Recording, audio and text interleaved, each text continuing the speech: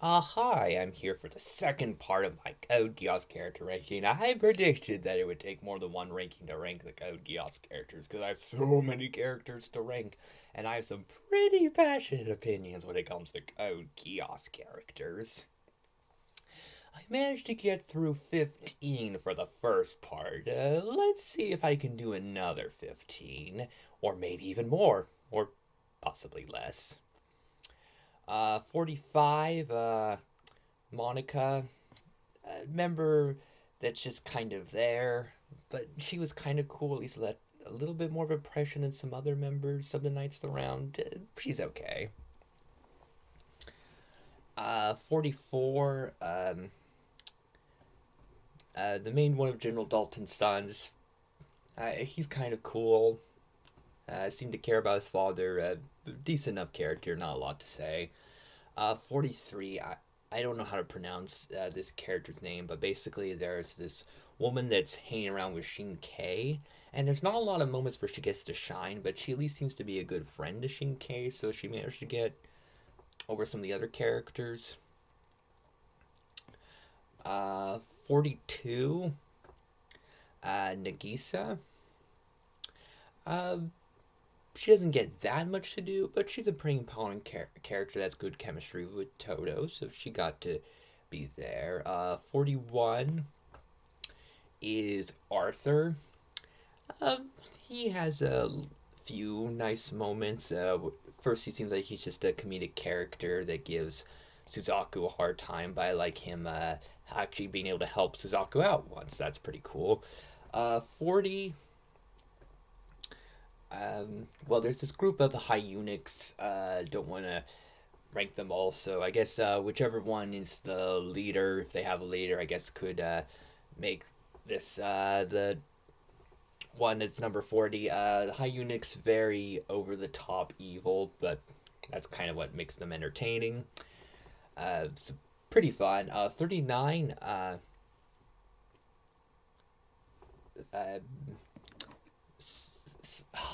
this is hard. It's hard to pronounce some of these names, but basically, there's this villain that's only in one episode, as at least I believe is only in one episode, but Zero and Suzaku actually teamed up to stop this villain, and that goes to show you had a pretty good impression for a villain that was only in one episode, as far as I can remember.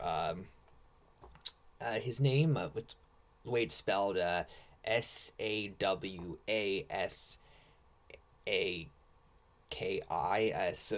Just kind of a hard name for me to pronounce, but he worked well as a one-time villain, so I did want to include him. And since he really feels like the main villain of that episode, so I felt like he should be included if I'm going to include so many characters. 38 is Yorube, and he got this high because of his big sacrifice. That was really a big, powerful moment, and he went from a character that really left no impression to he left a pretty memorable impression with that, and shows that one great moment can really help a character that's kind of just there and make that character really cool. 37, Shin Kei. I think that his obsessive loyalty to Tianzi gets a little tiresome for a storyline, but he had a cool demeanor and a strong presence. And he was a character I considered putting lower, but he did have some cool moments. I decided to put him as high as 37, which I guess could still be pretty low for his character. 36, Guinevere, and she's a character that barely did anything. So how'd she get so high? Her design is just that awesome. Um, and so for a lot of characters I'm indifferent towards or didn't make the biggest impression, Guinevere managed to rise above them all, and she could have been a lot higher if she actually got stuff to do. But unfortunately, she really didn't get much stuff to do. 35, Asahina. He's a character that stood out to me because of his final moments. Zero is a character that is very morally complex and does a lot of bad things. and a lot of characters just look at the bad stuff or just don't give Zero a chance. But Asahina had legitimate sympathetic reasons to be fearful of Zero and warn Toto about him. So that made him a more interesting character to me, because before then he was a character that I was very much indifferent to and didn't care about or barely notice. But that really helped him. Like Urabe, his final moments really saved him as a character.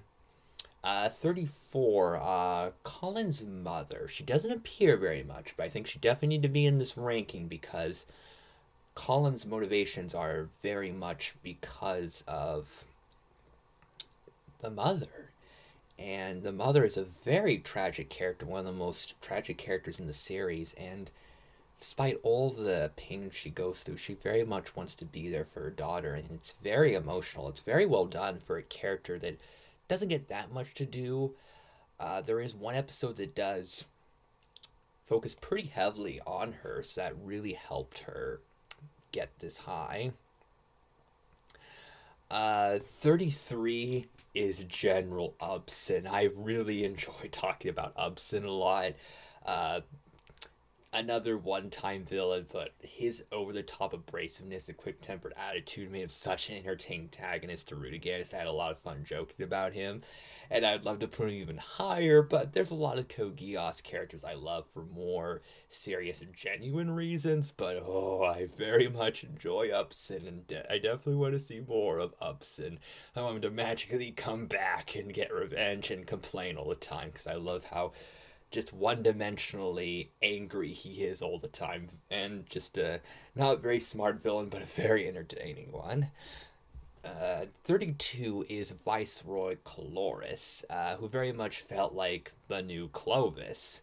Um, he was a very solid antagonist to have at the beginning of season 2, and like Upson, he's a character that could have been higher, just isn't there long enough. But interesting character. I definitely like him.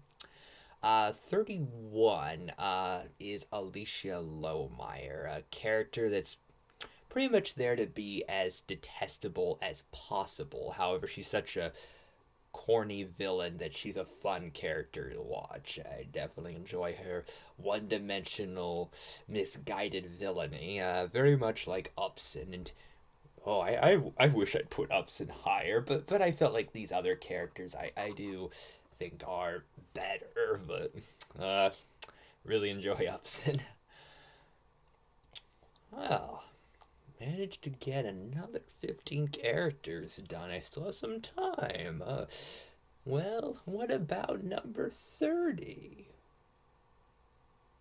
Nina Einstein. And this could be the biggest hot take I have on the whole list. Or at least I think this is one of them, because she seems to be the most disliked character in the whole show. Yet she managed to wind up in the middle of this ranking.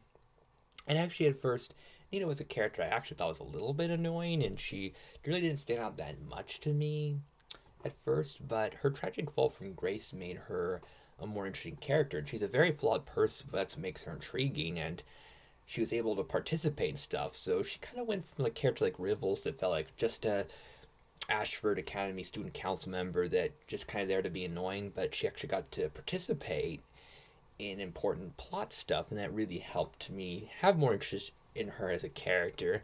And to be fair, she's not super high in my ranking, but I feel like that's a lot higher than the fans would want her to be. But that's just my personal opinion. I know putting her above Upson, that could have been a mistake, but still. Number 29 is Millie Ashford, and Millie's involvement in the show wasn't very hugely important to the plot. It does feel odd when there's a lot of characters that are really important to the plot and really deserved a lot of screen time, like a lot of the villains, but then Millie, who's just kind of there just for some jokes, shows up so often, but she's a very entertaining character, and despite her going too far, it is clear that she cares about her friends, and she does push some boundaries I think definitely needs to grow, because she has some very questionable moments, but she is an entertaining character, and I do enjoy what she brings to the show. Number 28 is Guilford. I think that He's a very solid antagonist to work for Cornelia. That is a very consistently likable character that is very respectful towards Cornelia and can come across as a good person sometimes. And I felt like had the potential to be a more heroic character, but he also works as a very solid antagonist that was able to be pretty intimidating early on in season two. So, good character. 27, General Toto. Uh, he just has a very cool presence and way of going about things. Just a very consistently cool character. So I think he works well. And then number 26 is Lucino Bradley. He's just a very misguided, evil person. He works very well as a villain to root against. So I think he serves his role very well. So I managed to get through quite a few characters, and you can let me know what you think of my second part of the ranking.